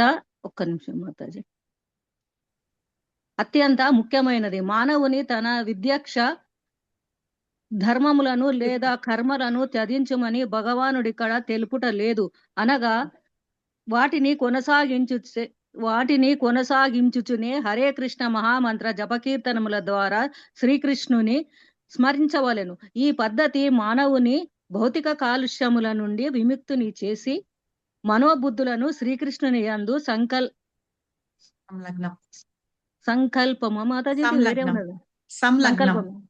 సంలగ్నము అంతే సంలగ్నము కావించును. దివ్యమైన శ్రీకృష్ణుని నామము కీర్తించుట ద్వారా మానవుడు నిస్సందేహమ దివ్యలోకమైన కృష్ణధామమును చేరగలడు. హరే కృష్ణ మాతాజీ. సంలగ్నము అంటే మొత్తం అన్నమాట. లగ్నం చేయడం అనమాట, ఆయన మీద కాన్సన్ట్రేట్ చేయడం. అలాగే కాన్సన్ట్రేట్ అవుతుంది అని మనం బుద్ధి అన్ని ఏవేవైతే ఉన్నాయో అవన్నీ కూడా భగవంతుడి మీదే కాన్సన్ట్రేట్ అయ్యి ఉంటాయి అన్నమాట. ఆయన మీద లగ్నం అయ్యి ఉంటాయి అని అర్థం చెప్పడం. అయితే ఇక్కడ ఏం చెప్తున్నారంటే ప్రభుపాద మనకి ఏం ఉపదేశం చేస్తున్నారట అంటే అర్జునుడికి చేస్తూ మనకి కూడా ఉపదేశం ఇస్తున్నారు కృష్ణ పరమాత్ముడు. ఏం చెప్తున్నారు? నువ్వు కామ్య కర్మలంతో మునిగి ఉంటావు. అది చాలా నిజమైన అవసరం, అందరికీ ముఖ్యమైనది. కానీ నీ కర్మలు ఏవేవైతే చేస్తువో అవన్నీ నేను వదిలిపెట్టమని చెప్పట్లేదు అని చెప్పి ఇక్కడ భగవానుడు స్వయంగా చెప్తున్నారు అనమాట. నువ్వు రోజు నిద్రలేస్తావు, చేస్తావు, వాళ్ళతో మాట్లాడతావు, వీళ్ళతో మాట్లాడతావు, అవన్నీ చేస్తూ ఉంటావు కదా. ఏమేమి చేస్తావో, నీ ఉద్యోగం చేస్తూ ఉంటావు, ఏమి చేసినా సరే అవన్నీ నేను త్యజించమని అంటే వదిలిపెట్టేయమని నేను ఇక్కడ చెప్పట్లేదు అని కృష్ణుడు చెప్తున్నారు. అవి వాటిని కొనసాగిస్తూనే నువ్వేం చేయాలి? హరే కృష్ణ మంత్రాన్ని జపం చెయ్యాలన్నమాట. జపం చేస్తూ కీర్తన చేస్తూ కృష్ణుణ్ణి స్మరించండి అని చెప్తున్నారు. ఇప్పుడు మనం పొద్దున్నే లేస్తూ కొంతమంది, మనకందరికి అలవాటు కదా భగవంతుడిని గుర్తు చేస్తూ భగవంతుడిని స్మరించుకుంటాం. కొంతమంది వాళ్ళకి ఇష్టమైన దేవుళ్ళని స్మరించుకుంటారనమాట. అలాగే స్మరించుకొని నిద్రలేస్తాం, అన్ని పనులు చేస్తాం. మన చిన్నప్పుడు చూస్తే మన బామ్మలు అమ్మమ్మలు వాళ్ళు కూర్చున్నా లేచినా కృష్ణానో రామానో అంటూ ఉంటారు కదా. అలాగా మనము నిమిషం భగవంతుడి నామాన్ని తలుచుకున్న మూలంగా తప్పేం లేదు, చేసుకోవచ్చు. అలాగే మనము ప్రసాదం అంటే ఇంట్లో ఎంతమంది ఉన్నారో వాళ్ళందరికీ కూడా వంట చేస్తాం కదా. ఆ వంట చేసిన దాన్ని ఏంటంటే శుభ్రంగా స్నానం చేసుకొని భగవంతుడికి ఆఫర్ చేసి ఇంట్లో అందరూ ప్రసాదం తీసుకోవడం అన్నమాట. అలాగే మనం కొత్త బట్టలు వేసుకుంటాము, పండగలు చేసుకుంటాము. అలాగే భగవంతుడికి కూడా పెట్టండి. ఆయన మన ఇంట్లో ఒక పెద్దవాళ్ళు ఎలా ఉంటారో భగవంతుడికి అట్లాగే సేవలు చేస్తూ ఉండండి. భగవంతుడిని మాత్రం సెంటర్ ఆఫ్ అవర్ లైఫ్ చేసుకొని మిగతావన్నీ చేయడం అన్నమాట. మనం ఇంట్లోంచి బయటకు వెళ్ళేటప్పుడు మన నానమ్మలు బామ్మలు ఉంటే అమ్మకు కూడా అన్నమాట చెప్పి, అమ్మ వెళ్ళొస్తానని చెప్పి వెళ్తాం కదా. చెప్తారా? ఎంతమందికి అలవాటు ఉంది చెప్పడము? వెళ్ళేటప్పుడు భగవంతుడికి దండం పెట్టుకోవడం ఎవరికన్నా ఉందా అలవాటు? అసలు అలవాటు ఉంది మాతాజీ. ఉంది కదా. ఉంది మాతాజీ. తప్పకుండా మనం చెప్పెళ్తాం. అందులో మన బామ్మలు తాతయ్యలు అంటే తాతయ్య వెళ్ళొస్తా, తాతయ్య బామ్మ వెళ్ళొస్తానని చెప్పి వెళ్తాం. వాళ్ళు ఏం చెప్తారు? దేవుడికి కూడా ఒక దండం పెట్టుకొని వెళ్ళరా, వినాయకుడు ఉన్నాడు, వినాయకుడు దండం పెట్టుకొని వెళ్ళు, అన్ని విఘ్నాలు లేకుండా జాగ్రత్తగా వెళ్ళగలుగుతావు అని. సో ఇప్పుడు అలాంటి ఫ్యామిలీస్ అన్ని లేవన్నమాట. బాయ్ అమ్మ అనడం అసలు చెప్పకుండానే వెళ్ళిపోతాం ఇంట్లోంచి. మనం వాళ్ళు ఇంట్లో ఉన్నారా లేదా అని వెతుక్కుంటూ ఉంటారనమాట. అలా కాకుండా మనం ఏంటంటే మనం కృష్ణని ఇంట్లో ఉంచుకున్నప్పుడు మనకి ఏదన్నా ప్రాబ్లం ఉన్నా ఏమున్నా సరే మనకి కృష్ణకి చెప్పడం, కృష్ణ నేను కాలేజ్కి వెళ్తున్నాను, ఇవాళ నాకు ఎగ్జామ్ ఉంది, ఎగ్జామ్ రాయడానికి వెళ్తున్నాను, నువ్వు నన్ను ఆశీర్వదించు, నేను చదువుకున్నవన్నీ బాగా గుర్తుపెట్టుకోవాలని, నేను చదువుకున్న క్వశ్చన్స్ నాకు రావాలని ఎగ్జామ్ లో నన్ను ఆశీర్వదించు అని దేవుడికి దండం పెట్టుకొని వెళ్ళడం అన్నమాట. అలా ఏంటంటే మనం ఆయనకి ఒక గౌరవం ఇస్తూ మన జీవితంలో ప్రతి నిమిషం మనం వాళ్ళని గుర్తు చేసుకోవడం. అదే చూడండి, ఎగ్జామ్స్ వరకు రోజు దండం పెట్టుకుంటామా, వెళ్తాము, ఎగ్జామ్స్ అయిపోయి రిజల్ట్స్ వచ్చే ముందు మళ్ళీ దండం పెట్టుకుంటాం, కృష్ణ నేను ఎట్టి పరిస్థితుల్లో పాస్ అవ్వాలి, ఎట్టి పరిస్థితుల్లో పాస్ అవ్వాలి. అయిన తర్వాత మళ్ళీ మనం వదిలిపెట్టేస్తాం. అలా ఉండకూడదు అనమాట. అయినా సరే మనం ఏంటంటే నీ మూలంగానే నేను పాస్ అవ్వగలిగాను, నీ మూలంగానే నేను చదువుకోగలిగాను, ఆ జ్ఞాపక శక్తి కూడా నువ్వు నీ ఆశీర్వాదం మూలంగానే నేను పెట్టుకోగలిగాను అని చెప్పుకోవడం అనమాట. అలా కృష్ణుని మనం పనులన్నీ చేస్తూ ఆయన్ని స్మరించుకుంటూ నామకీర్తనలు చేస్తూ ఉండాలని. ఇలా చేయడం మూలంగా ఏంటంటే మనలో కొన్ని కల్మషాలు ఉంటాయి. కల్మషాలు అంటే దోషాలు కానీ ఇంకేమన్నా అనుకోండి, ఆ దోషాలన్నీ కూడా పోతాయి అన్నమాట. పోయి మన బుద్ధి ఎప్పుడు కరెక్ట్ పద్ధతి వైపే వెళ్తుందన్నమాట. ఇప్పుడు సపోజ్ మనము అలా అనుకోలేదనుకోండి, మనం చదువుకోవాలనుకున్నాము, కూర్చున్నాము, ఎవరో వచ్చి పిలుస్తారు, అరే రారా బయటకు వెళ్దాము, పార్టీకి గెలుచుకుందాం, సినిమా చూద్దాం అని చెప్పి పిలుస్తారు అనుకోండి. మన బుద్ధి ఏం చెప్పాలి అప్పుడు? కొద్దు కూర్చొని చదువుకో, రేపు ఎగ్జామ్ ఉందని. వాడేంటి చదువుకొని వచ్చేసాడు అనమాట, మనల్ని డిస్టర్బ్ చేసి మనకి మార్కులు రాకుండా తీసుకెళ్ళడానికి చేస్తాడు. ఆ బుద్ధి జ్ఞానం ఏదంటే మనకి భగవంతుణ్ణి ప్రార్థన చేసినప్పుడు, ఆయన నామాన్ని జపిస్తున్నప్పుడు ఆ బుద్ధి మనకి కలుగుతుంది అనమాట. ఇది చాలా మంది చేస్తూనే ఉంటారు. పక్క వాళ్ళకి మార్కులు రాకుండా ఉండడానికి, వాళ్ళకి రాకపోయినా పర్వాలా, వీళ్ళకంటే ఎక్కువ మార్కులు బాగా చదువుకునే వాళ్ళకి రాకుండా ఉండడానికి పిల్లల్ని ఇలాగా చేస్తుంటారు అనమాట. ఇంకా ఏం చేస్తారు, ఇప్పుడు చాలా కొత్తగా ట్రెండ్ వచ్చింది. మా అమ్మాయి నాతో కొట్లాడుతుంది, వాళ్ళు సీరియల్స్ చూస్తారట.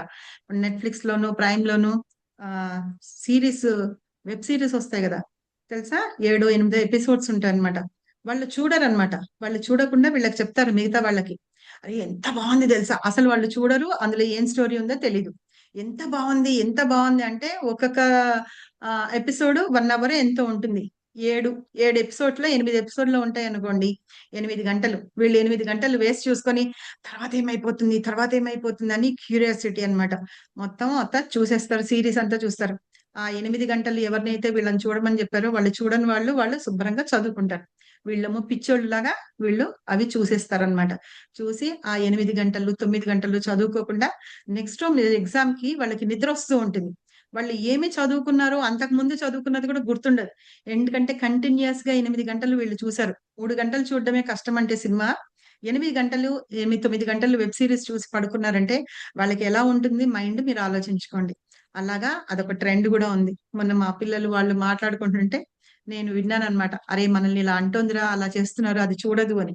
నేను చెప్పానన్నమాట, అది ఏం చూసిందో దాని స్టోరీ చెప్పేయమనండి. చెప్పేయమంటే అది చూసిందో లేదో మీకు నిజంగానే తెలుస్తుంది. తెలిస్తే కనుక మీరు ఎగ్జామ్స్ అయిపోయిన తర్వాత మీరు చూడండి, అది అందులోంచి వెళ్ళిపోయేది ఏమి ఉండదు కదా. ఇప్పుడు వాళ్ళకి అర్థమైందన్నమాట. మా అమ్మాయి వాళ్ళ ఫ్రెండ్స్ వాళ్ళందరూ మాట్లాడుకుంటుంటే, సో ఇట్లాగా వాళ్ళని పిల్లల్ని చదువుకోనీయకుండా చేయనీయకుండా తన తోటి ఉండే వాళ్ళే ఇలాగ చేస్తూ ఉంటారు. ఎప్పుడైతే మనం హరే కృష్ణ మంత్రాన్ని చదువుతూ జపం చేస్తూ ఉంటామో చూసారా, అప్పుడు మనకి ఆ జ్ఞానం అనేది, బుద్ధి అనేది మనకి కృష్ణ కల్పిస్తాడనమాట. వాళ్ళు మిమ్మల్ని చీట్ చేస్తున్నారు, మమ్మల్ని చదువుకోనికుండా పక్కదారి పట్టిస్తున్నారు, వాళ్ళు చదువుకుంటున్నారు, మీరు చదువుకోండి అని. ఆ చదివే చూసే వాటిల్లో ఒక అరగంట సేపు మీరు జపం చేయండి, తర్వాత మీరు చదువుకోండి. 8 గంటలు చదవవసరంలా, 4 గంటలు 3 గంటలే చదవండి. మిగతా టైం మీరు ఏమన్నా చేయండి, ఆడుకోండి, పడుకోనన్నా నిద్రపోండి. అలాగా సీరీస్ చూసి ఆ భయంకరమైనవి చూసి వాటిల్లో మనసులో అవే నిండిపోతుంది, బ్రెయిన్ లో కూడా అవే ఉండిపోతుంది అనమాట. ఆ రకంగా వాళ్ళు మనసులు గాని బుద్ధి గాని అన్ని కలుషితం చేసుకుంటారు. ఎప్పుడైతే మనం భగవంతుని యొక్క నామాన్ని జపం చేస్తూ ఉంటే ఆ జ్ఞానాన్ని బుద్ధిని మనకి భగవంతుడు కనిపిస్తాడట. అదే చెప్తున్నారు ఇక్కడ. ఈ భౌతికమైన కాలుష్యాలు ఉంటాయి చూసారా, వీటన్నిటి నుండి మనల్ని విముక్తుల్ని చేస్తారు భగవంతుడు. అలా చేసినప్పుడు మనకి బుద్ధి వచ్చి ఆ బుద్ధి కరెక్ట్ గా భగవంతుని మీద నిలిపేటట్టుగా ఉంటుందన్నమాట. దీనిలో ఎలాంటి సందేహము లేదు అని, అలాంటివి చేస్తూ ప్రతిరోజు అలా చేస్తూ ఉంటే గనక మనము భగవంతుని ధామానికి వెళ్ళగలుగుతాము అని చెప్తున్నారు. సో ఇక్కడ ఇంకా మనం కొంచెం సేపు మాట్లాడుకుందాం, ఒక 5-10 నిమిషాలు దీని గురించి. ఎలా చేస్తాము ఏంటి అంటే, మన రెస్పాన్సిబిలిటీస్ ని మనల్ని వదిలిపెట్టమని లేదు. నాకు పిల్లలు ఉన్నారు, నేను మన గురించి ఇందాక మనం స్టూడెంట్స్ గురించి చెప్పుకున్నాం, ఇప్పుడు మనం మన గురించి చెప్పుకున్నాం. నాకు ఉద్యోగానికి వెళ్ళాలి, పిల్లలు ఉన్నారు, పిల్లల్ని చూసుకోవాలి, అన్నీ చేసుకోండి. వాళ్ళకి కూడా ఏం చెప్పండి, మీరు భగవంతుని భక్తి ఎలా చేస్తున్నారో దానిలో ఇన్వాల్వ్ చేయండి.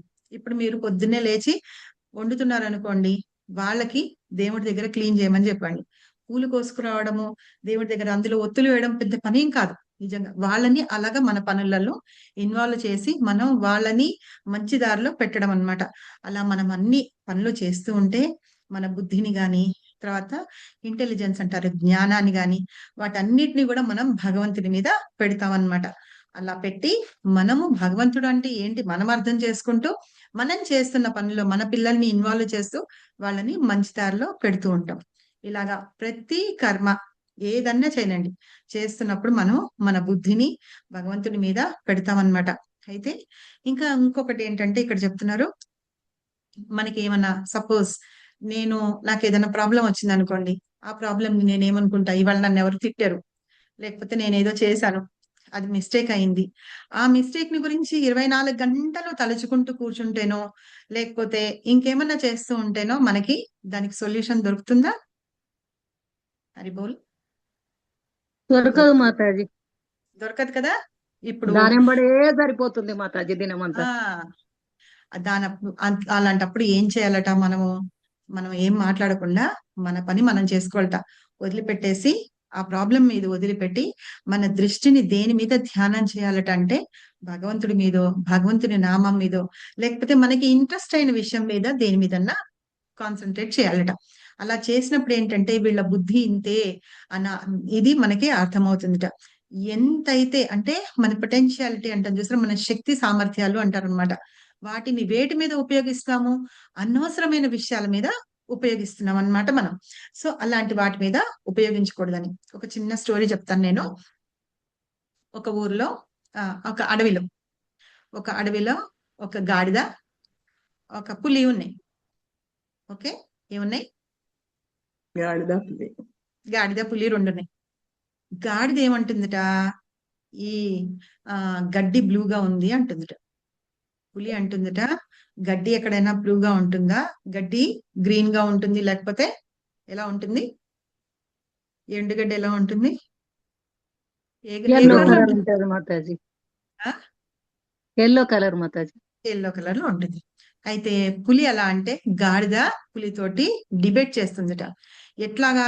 రోజు 24 గంటలు ఒక వారం రోజుల పాటు అలాగే డిబేట్ చేస్తా. కనిపించినప్పుడల్లా గడ్డి ఏ కలర్ లో ఉంది అని అడుగుతుంటే గాడిద, నన్ను అడగకండి, జంతువులు ఎలా మాట్లాడతాయని వాటి భాషలో వాటి మాట్లాడితే ఒకళ్ళకొకళ్ళకి అర్థమవుతాయి. గాడిద అడుగుతుంటా గడ్డి ఏ కలర్ లో ఉంది అంటేను, ఇదేమో పులి చెప్తుంటా గ్రీన్ కలర్ లో ఉందని. అప్పుడు అది చెప్తుంటే గాడిద కాదు బ్లూ కలర్ లో ఉంది అని చెప్తుంటే, అయితే సరే ఇంకా ఇంత చర్చ అనవసరము, మనం ఇద్దరం ఏం చేద్దామంటే జంగల్ కా రాజా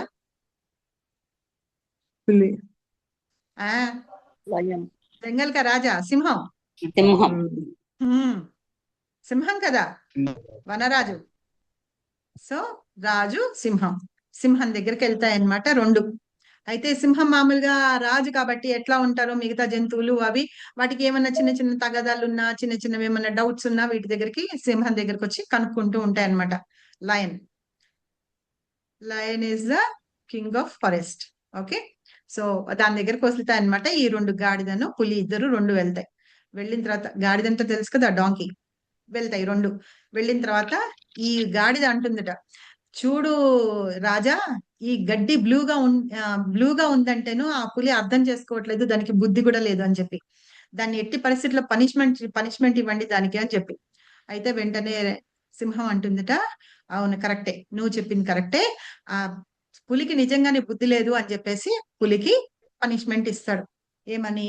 ఒక 15 రోజులు 20 రోజులు ఏంటంటే ఈ అడవిలో ఎంతమంది ఏవేవైతే జంతువులు ఉన్నాయో ఆ జంతువులు ఒక్క జంతువు కూడా పులితోటి మాట్లాడకూడదు. అర్థమైందా?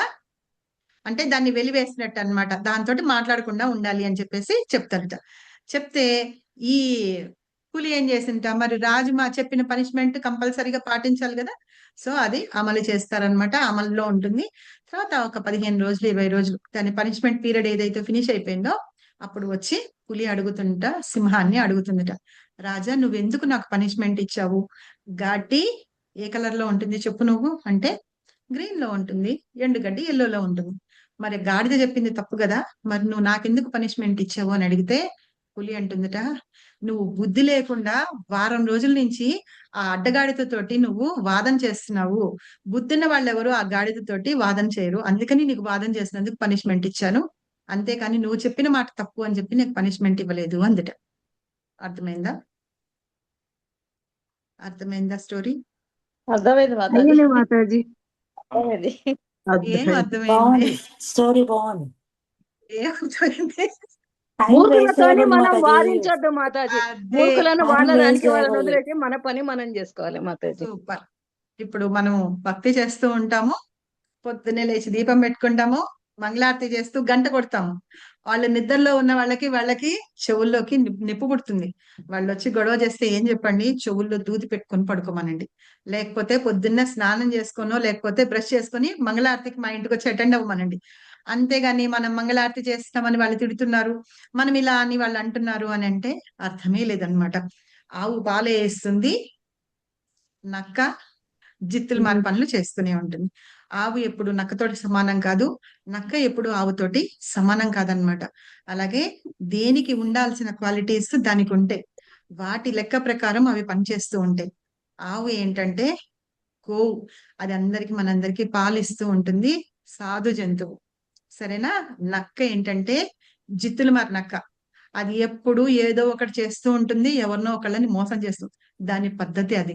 అలా అని చెప్పేసి మనం ఈ ఆవు వెళ్ళి నక్కలాగా మారాల్సిన అవసరం లేదు, ఆ నక్క వచ్చి పొరపాటున కూడా ఆవులాగా మారదనమాట.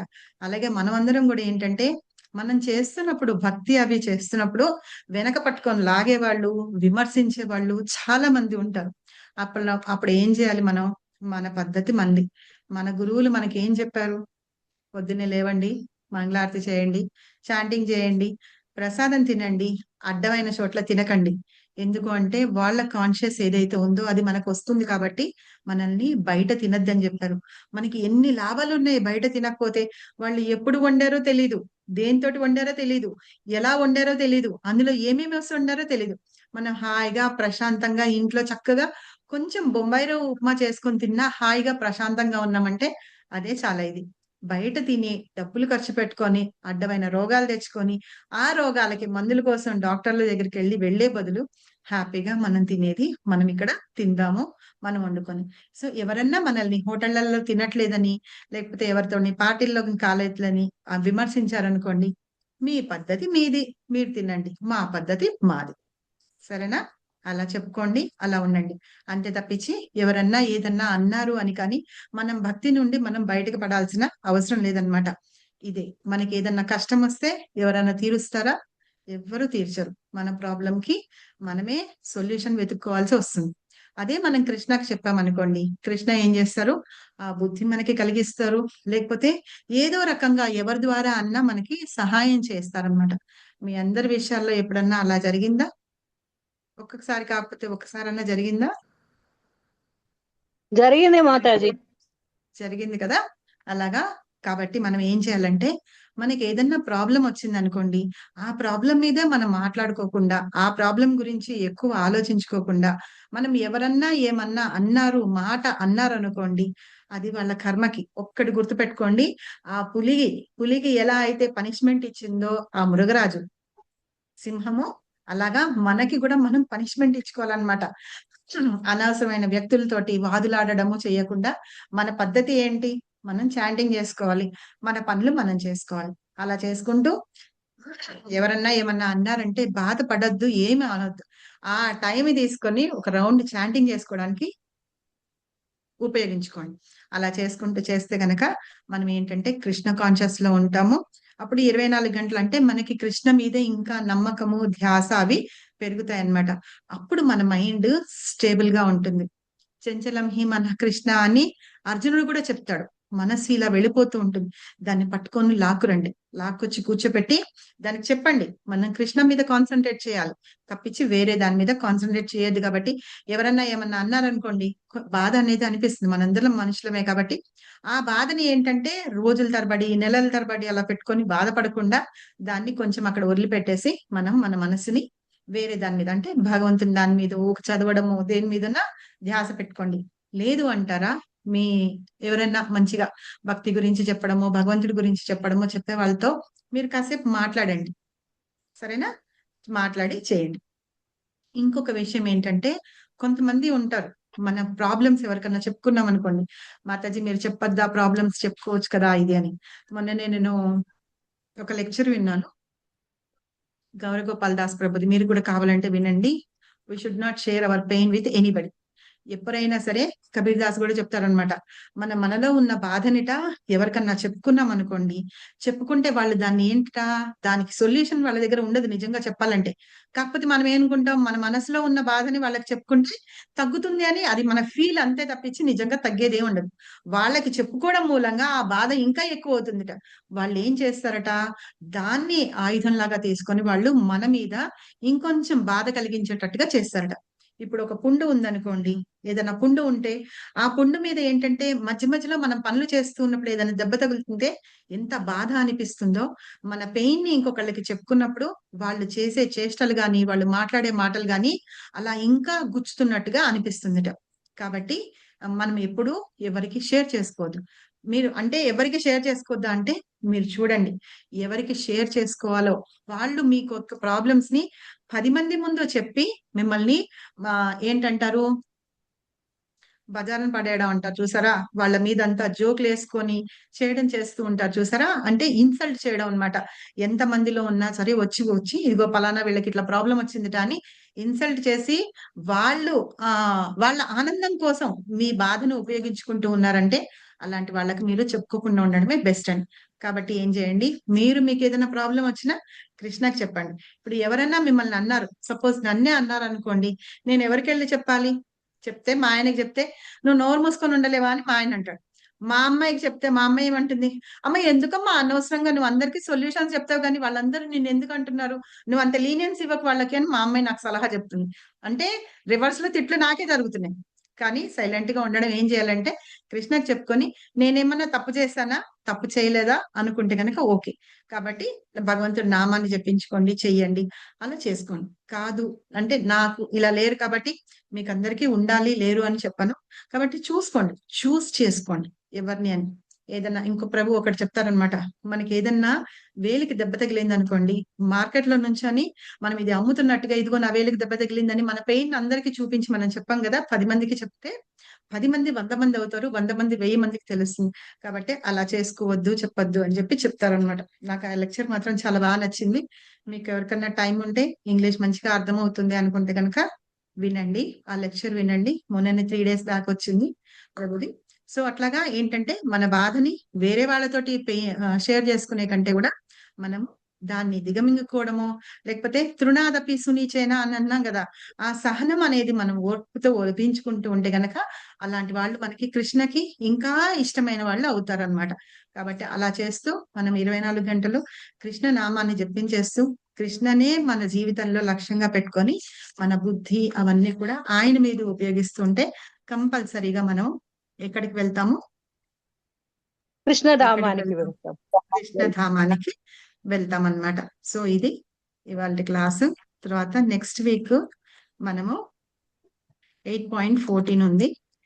ఎలా చేయాలి, ఏ చింతన చేయాలి, ఎలాంటిది చేయొద్దు, ఎలా చేస్తే కనుక మనం భగవంతుణ్ణి నిరంతరమైన భక్తిలో, అంటే ఎప్పుడు మనము డీవియేషన్ లేకుండాను మధ్యలో వదిలిపెట్టేయకుండా ఎలా ఉంటాము అనే విషయాన్ని గురించి మనం నెక్స్ట్ వీక్ చెప్పుకుందాం. సరేనా? హరే కృష్ణ మాతాజీ, మీది ఒక టైటిల్ ఉంటది, శ్లోక వీణపై రాగం అనేది. దేని గురించి మాతాజీ? మీరు పాటలు చక్కగా పాడతారనా? లేదు మాతాజీ, ఇప్పుడు శ్లోకాలు కదా, భగవద్గీత శ్లోకాలు కదా. అవును, భగవద్గీత శ్లోకాలు ఏం చెప్తున్నాం మనం? టైటిల్ చెప్పండి. శ్లోక వీణపై ఏదో రాగం అని ఉంటది మాతాజీ. నేను చాలా సార్లు చూసాను. టైటిల్ చెప్పండి, చూసి చెప్పండి. ఇప్పుడు చూడడానికి రాదు మాతాజీ నాకు. శ్లోక వీణపై భక్తి రాగం అని. కరెక్ట్ మాతాజీ, భక్తి రాగం. ఓకే. భగవద్గీత ఏంటి? గీత అంటున్నాం కదా, ఆ శ్లోకాలు ఒక గీతంలాగా పాడి వినిపించారనమాట. మనం ఇప్పుడు ఈ శ్లోకాలు ఏవైనా సరే ఒక రకమైన ట్యూన్ లో పాడుతూ ఉంటేనో చేస్తూ ఉంటే మనకి చాలా ఆనందం కలుగుతుంది కదా. అవును మాత. అవునా? ఆ శ్లోకాల వీణ ఏంటంటే అది భక్తి అన్నమాట. భగవద్గీత వీణ మీద మనం భక్తి రాగాన్ని పలికిస్తున్నాము అని అర్థం. సారీ మాతాజీ, ఏమో అనుకోకండి. నాకు అది కొంచెం అడిగితే తెలుసుకోవాలని అడిగిన మాతాజీ. నేను ఆ పేరు పెట్టిన తర్వాత ఎవరన్నా అడుగుతారని చెప్పి నేను ఎన్నో రోజులుగా వెయిట్ చేస్తున్నా. మీరు ఫస్ట్ అడిగారు మాతాజీ. ఇంకొకటి కూడా ఉంది కదా, శ్లోకం శబ్దం కలిసే దివ్య సంగమం. కింద చెప్పాను కదా, అది దాని మీద. అంటే మనం మంచి అబ్బాయి అని చెప్పి అది టైటిల్స్ పెట్టి సినిమా పేరు టైటిల్ చెప్పాక కింద పెడతారు కదా బ్రాకెట్ లో, అలాగా శ్లోకము ఆ రాగంతో పాడుతూ ఉంటాము. తర్వాత దాని యొక్క మీనింగ్ శబ్దంతో మనం తెలుసుకుంటాం కదా, అదే దివ్య రాగం అన్నమాట. అందుకని అలాగ పెట్టాలి. నేను ఓపెన్ చెయ్యంగానే చదువుతా మాతాజీ. ఫస్ట్ ఈ టైటిల్ ఎందుకో నాకు చాలా నచ్చింది. ఫస్ట్ చదివినాకనే ఓపెన్ చేస్తా మాతాజీ. నేను ఫస్ట్ అనుకున్నాను మనం ఏం పేరు పెట్టుకుందాము అంటే, మామూలుగా అన్ని బాగానే ఉన్నాయి, జపా సెషన్ అంటే ప్రతిదారి జపా సెషన్ అయిపోయినాయి కదా, దీనికి ఏదైనా ఒక క్యాచీ అంటే చూడంగానే అబ్బా ఎంత బాగుంది అనిపించేటట్టు ఉండాలి. మనం సినిమా టైటిల్ అయినా స్టోరీ అయినా ఏదైనా బుక్ పేరైనా చూడంగానే అలా బాగుంది అనిపించాలి. పేరు బాగుందనో పైన అట్ట, ఈ బుక్ పైన అట్ట చూసిన తర్వాత అది చాలా బాగుంది అని చెప్పేసి మనం కొంటాం కదా. సో అది చూసి అట్లీస్ట్ వాళ్ళు అర్థం చేసుకొని రావాలి, అందరూ యాక్సెప్ట్ చేయాలి అని చెప్పేసి అట్లాగా అనుకున్నాం. ఫస్ట్ నేను పద్మజ మాతాజీకి, మన పద్మజ మాతాజీ వై పద్మజ ఉన్నారు కదా, ఆవిడకి చెప్పానమాట, మాతాజీ ఇలా ఉందంటే అదేదో కొంచెం మిస్ అవుతున్నట్టుగా ఉంది మాతాజీ, ఇంకేమన్నా యాడ్ చేయండి అంటే, ఇప్పటికే పేరే అంత పెద్దగా ఉంది కదా ఇంకేం యాడ్ చేయాలని. తర్వాత ఒక 2-3 రోజులు ఆలోచించిన తర్వాత ఓ ఇలా యాడ్ చేద్దాం అని చెప్పేసి కింద బ్రాకెట్ లో పెట్టి ఇది ఎలా ఉంది దీనికి అన్న అంటే, బాగుంది మాతాజీ, చాలా బాగుంది, నచ్చింది నాకు. ఇక మేము దాన్ని 2-3 చెప్పిన తర్వాత దీన్ని డిసైడ్ చేసాం అన్నమాట. డిసైడ్ చేసి పెట్టాం పేరు. ఇందులో నేను ఎవరి సహాయం తీసుకోలేదు. కాకపోతే మాతాజీని మాత్రం అడిగాను, ఏది బాగుంది ఈ పేర్లలో, ఏది బాగుంది, మీరు ఏమైనా సజెస్ట్ చేస్తారా, ఏమైనా చేంజెస్ చేస్తారా అని అడిగాను. అడిగిన తర్వాత ఇద్దరికి చాలా బాగా నచ్చింది ఈ పేరు, అందుకని ఉంచేసాం అలాగా. నాకు మీ దాంట్లో 2 నచ్చినాయి మాతాజీ. మీ దాంట్లో చదవడానికి అవకాశం దొరుకుతుంది. ఫస్ట్ నాకు ఆ టైటిల్ చూసిన తర్వాత నేను ఓపెన్ చేసుకుంటాను మాతాజీ. అదొకటి. చాలా థ్యాంక్స్ మాతాజీ. నేను ఎప్పుడు అనుకుంటాను, ఒక్కళ్ళు కూడా అన్నరే అసలు ఇంతమంది చూస్తారు, మన వాళ్ళు కూడా అసలు అప్రిషియేట్ చేయక్కర్లేదు, బాగుందని మాతాజీ బాగుందని కమెంట్ అని కూడా ఎవరు చెప్పరు ఏంటి అని అనుకున్నాను నేను. తర్వాత ఇద్దరు ముగ్గురిని నేనే అడిగాను. కానీ నేను అనుకున్న మాతాజీ, అరే మీకెందుకమ్మా ఇబ్బంది, నేను పెట్టుకుంటాను అంటే బాగుండదు, ఎవరిని అడిగితే అది బాగుండదు కానీ ఏమన్నా కానీ అని వాళ్ళ ధైర్యం చేసి అడిగేసిన మాతాజీ. అలా ఎందుకుంటుంది మాతాజీ, తప్పు అలా అనుకోకూడదు. మనకి ఇందులో అయితే భక్తి దానిలో అయితే ఏం లేదు. మీకు ఎట్లాంటి డౌట్స్ ఉన్నా కూడా, నా విషయంలో మీకు డౌట్స్ ఉన్నా కూడా మీరు అడగచ్చు, తప్పలేదు. సరేనా? నాకు చాలా మంది సలహాలు చెప్తారనమాట, మీరు ఏంటి మాతాజీ అట్లా ఉంటారు, కాస్త మేకప్ వేసుకోండి చేయండి అని. నేను అంటే నాకు పడవు, అవి నాకు రావు అంటే ఒక ఇది వదిలేసిన తర్వాత నేను వదిలేస్తాను మాతాజీ, ఏమనుకోవద్దు అని చెప్తా. వాళ్ళు నాకు సలహాలు కూడా చెప్తారు చాలా మంది. సో నేనేం అవి పెద్దగా హార్ట్ కి తీసుకోను. నాకు ఎలా నచ్చితే నేను అలా ఉంటాను. సరేనా? మీకు నచ్చితే మీరు నాతోటి ఉంటారు, అంతే తప్పించి ఎవరి కోసమో నేను నా పద్ధతిని చేంజ్ చేసుకోలేను, ఎవరి కోసమో ఇంకోటి చేంజ్ చేసుకోలేము. ఎలా అయితే ఇందాక మనం స్టోరీ చెప్పుకున్నాం చూసారా, అలాగా మనం ఎలా ఉండాలనుకున్నామో మనంగానే ఉందాం. ఇప్పుడు కాకి వచ్చి కోయల్లాగా పాడాలనుకుంటుంటా, 2 సేమ్ గానే ఉంటాయి. అయినా సరే కాకి కోయిల్లాగా పాడలేదు. మీకు ఒక స్టోరీ చెప్తా ఉండండి, ఒక్క నిమిషం.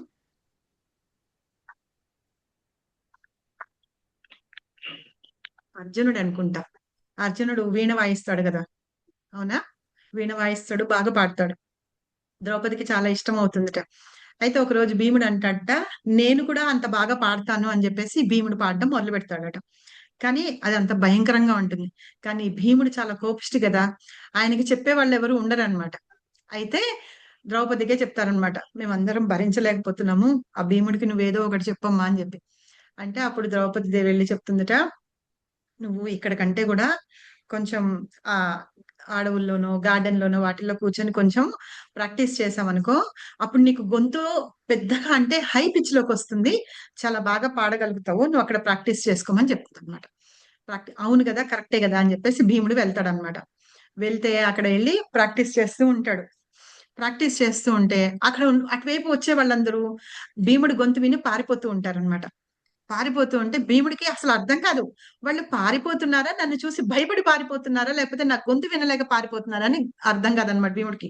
కానీ ఏంటంటే కాకి పిల్ల కాకి ముద్దు అన్నట్టుగా మన గొంతు మనకే బాగుంటుంది, మన మొహం మనకే బాగుంటుంది, మనం చేసిన పని మనకే బాగుంటుంది.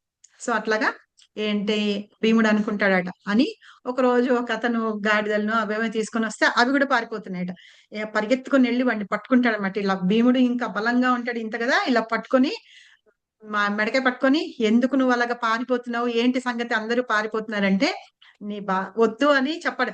నువ్వు చెప్పకపోతే నిజంగానే చచ్చిపోతావు, నా చేతిలో నిజంగా చెప్పు అంటాడట.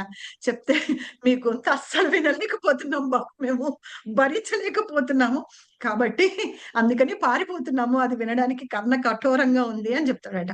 సో అట్లాగా ఏంటంటే మనం ఎలా ఉన్నామో మనం అలాగే ఉన్నాము.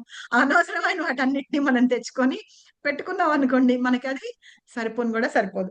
ఇంకొక స్టోరీ కూడా చెప్తాను. మనకి ఇస్కాన్ లో మనం ఏంటంటే కీర్తనలు చేస్తూ ఉంటాం కదా, రకరకాల ట్యూన్లు ఉన్నాయి తెలుసు కదా. హరే కృష్ణ అంటే హరే కృష్ణ హరే కృష్ణ అని అలాగా చాలా ట్యూన్స్ ఉన్నాయి. ఇంకా ప్రభుపాద ట్యూన్ అని అలాగ ఉన్నాయి. అయితే ఒక ప్రభుజీ ఉన్నాడట. ఆ ప్రభుజీ ఏంటట, క్లాస్ మొదలు పెడతాడు. గత కొన్ని సంవత్సరాలుగా ఒకటే ట్యూన్ పాడతాడట. అయితే వింటున్న వాళ్ళందరూ విసిగిపోయినారు. ప్రభు ఇంకొక ట్యూన్ ఏదన్నా పాడు ప్రభు, ప్రతిరోజు ఒకటే ట్యూన్ పాడుతున్నావు, ప్రతిసారి మాకు విసుగు పుడుతుంది. అదే ట్యూను గంట సేపు పాడుతున్నాడట. అయితే అంత ఎందుకు, ప్లీజ్ మార్చవా, ప్లీజ్ ట్యూన్ మార్చు అంటే ఆయన అంటట, సరే నేను ఎట్టి పరిస్థితుల్లో నేను నేర్చుకుంటానని బాగా చక్కగా కీర్తనలు వచ్చి మంచిగా పాడే ఆయన దగ్గరికి వెళ్ళి అడుగుతాడట, ప్రభు నాకు వీళ్ళందరూ ఇలా అంటున్నారు, నాకు ఒక కీర్తన వేరే ట్యూన్ ఏదన్నా నేర్పించు, నాకు వచ్చిన ట్యూన్ ఇది అని చెప్తాడట. అంటేను అలాగే అని చెప్తాడట. చెప్పి పంపిస్తాడు. అతను ఏం చేస్తాడు, అంతా చెప్తాడు.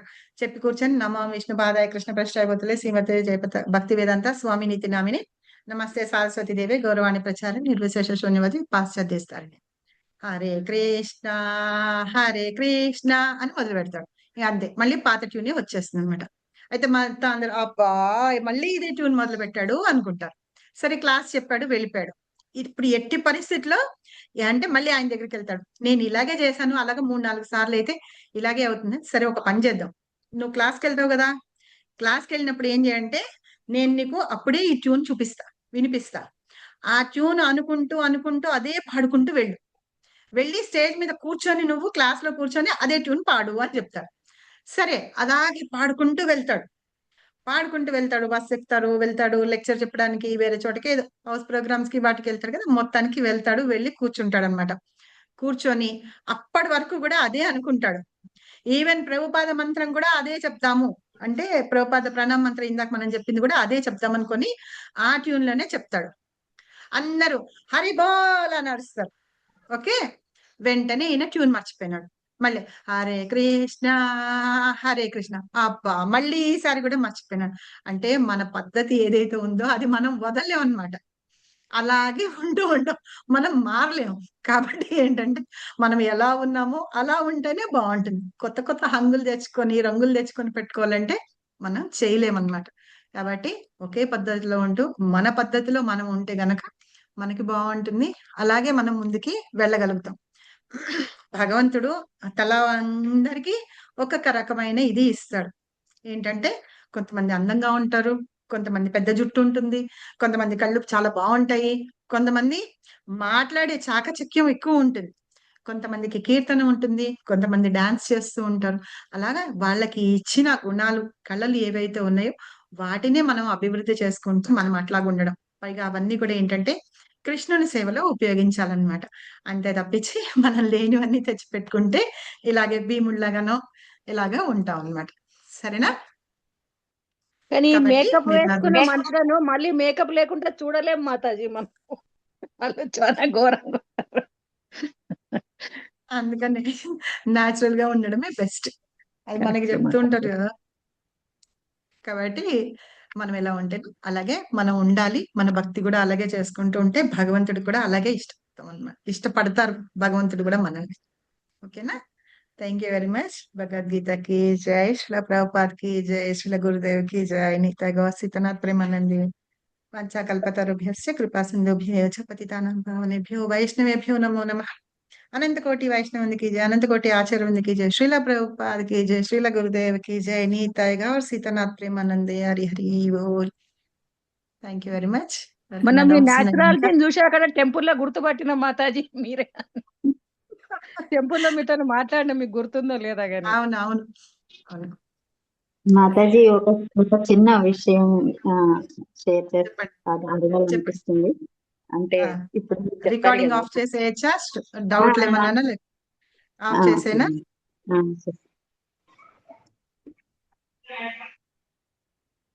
ఇప్పుడు మీరు ఒక స్టోరీ చెప్పారుగా మాతాజీ,